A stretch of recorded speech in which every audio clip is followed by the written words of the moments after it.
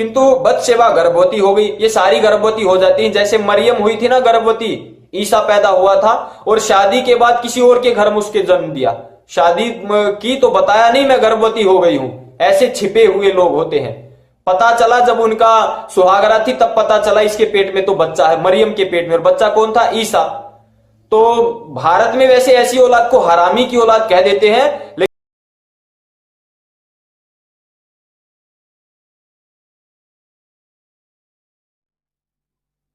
पिछले वीडियो में आपने देखा वेद व्यास का जन्म कैसे हुआ और सत्यवती ने क्या किया। सभ्य समाज, अश्लीलता, ऐसे शब्दों को इस्तेमाल करने वाले हिंदू भाई बहनों के सामने एक और सवाल है ग्लोरी अपॉलोजेटिक्स का और शास्त्रों को पढ़ने वालों का। बिल्कुल उन्हीं से जुड़े हुए हैं, सत्यवती और वेद व्यास से। मैंने आपको बताया कि शांतनु राजा के साथ सत्यवती ने शादी की और उसके बाद उनका एक और बच्चा भी हुआ और उस बच्चे का नाम है विचित्रवीर्य। जी हाँ, सत्यवती और राजा शांतनु के बीच जन्म हुए बेटे का नाम है विचित्रवीर्य। लेकिन कुछ कारणवश विचित्रवीर्य का मौत हो गया। विचित्रवीर्य का मौत होने के बाद उनकी दोनों पत्नी अकेली रह गई, अंबिका और अंबालिका। अंबिका और अंबालिका अकेली रह गई और उनके द्वारा कोई संतान नहीं था जिसके द्वारा उनकी पीढ़ी आगे बढ़ सके। तो सत्यवती ने क्या किया, जो उनके दूसरे बेटे हैं वेद व्यास, जो उनके शादी के बाहर संबंध से पैदे हुए बेटे हैं वेद व्यास, उनको बुलाया।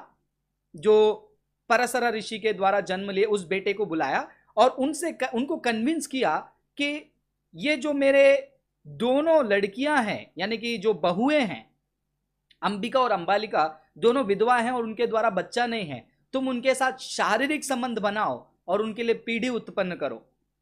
और उनके लिए तो खुशखबर था वेद व्यास के लिए, उन्होंने स्वीकार कर लिया।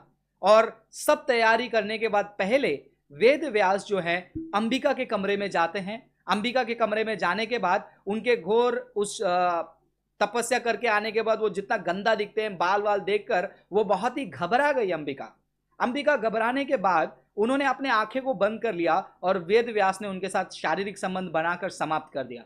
शारीरिक संबंध खत्म होने के बाद वो बाहर आकर अपनी मां सत्यवती को वेद व्यास कहते हैं कि मैंने उनके साथ शारीरिक संबंध बनाया है, बच्चा बहुत ही अच्छा पैदा होने वाला है। लेकिन शारीरिक संबंध बनाते समय अंबिका ने अपनी आंखों को बंद कर लिया था, इसीलिए वो बच्चा अंधा पैदा होगा। यह आपने पढ़ा होगा महाभारत के युद्ध के विषय में। धृतराष्ट्र जो कौरवों के, कौरवास कहते हैं, उनके पिताजी हैं ब्लाइंड किंग, इतिहास में लिखा है। यह सभ्य समाज है और यह कौन सा ज्ञान विज्ञान है, यदि एक महिला अपने आंखें बंद कर देगी तो बच्चा अंधा पैदा होगा।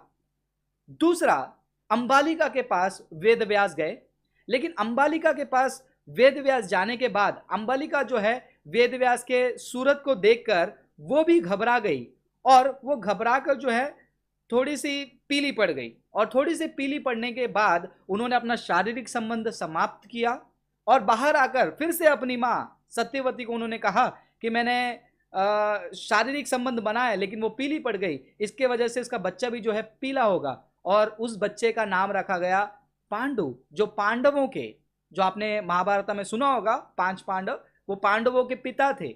और इससे भी सत्यवती निराश हो गई कि एक बेटा जो है अंधा पैदा होने वाला और एक जो थोड़ा सा पेल येलोइश पीला कलर जैसा होने वाला है, वो राज गद्दे में नहीं बैठ सकता है।